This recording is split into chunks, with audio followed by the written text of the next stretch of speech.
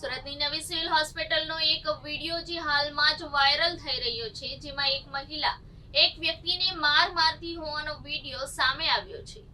શહેરના મજુરા ગેટ ખાતે આવેલ સિવિલ હોસ્પિટલમાં આજે સવારે એક આધેડ વ્યક્તિ મહિલા ટોયલેટમાં ઘૂસીને માસૂમ બાળકીની છેડતી કરતા ભારે ચકચાર મચી જવા પામી હતી।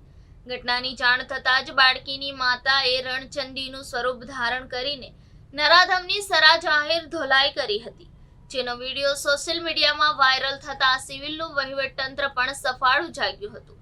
હાલમાં સિવિલના વહીવટીતંત્ર દ્વારા સમગ્ર પ્રકરણની તપાસ હાથ ધરવામાં આવી છે। છાસવારે વિવાદોનું કેન્દ્ર બનતા સિવિલ હોસ્પિટલમાં આજે વધુ એક વિવાદ સર્જાયો હતો।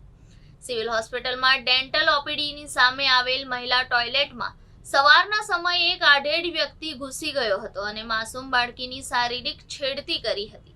બાળકી દ્વારા અચાનક બૂમાબૂમ કરી મૂકતા તેની માતા પણ ત્યાં પહોંચી હતી અને માસૂમ બાળકી સાથે છેડતી કરનાર આધેડને ઝડપી પાડીને સિવિલ કેમ્પસમાં જ ચંપલ વડે મારવાનું શરૂ કરી દીધું હતું। અચાનક મહિલા દ્વારા આધેડ પર હુમલો કરવાની ઘટનાને પગલે લોકોમાં પણ કૌતૂહલ પ્રસરી ગયું હતું અને પૂછપરછ કરતા મહિલા દ્વારા સમગ્ર હકીકત જણાવતા લોકોમાં પણ આક્રોશ ફાટી નીકળ્યો હતો।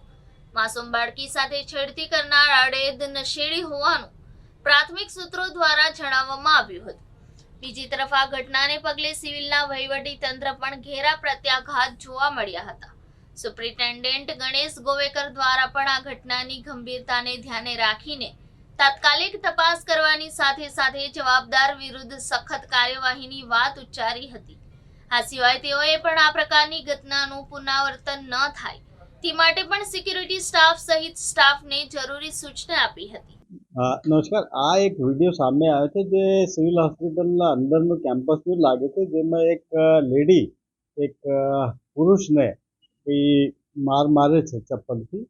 આમાં વિગત એવી મળી છે કે આ માણસે નશેડી છે અને એક 3 વર્ષની બાળકીની છેડતી કરેલી છે।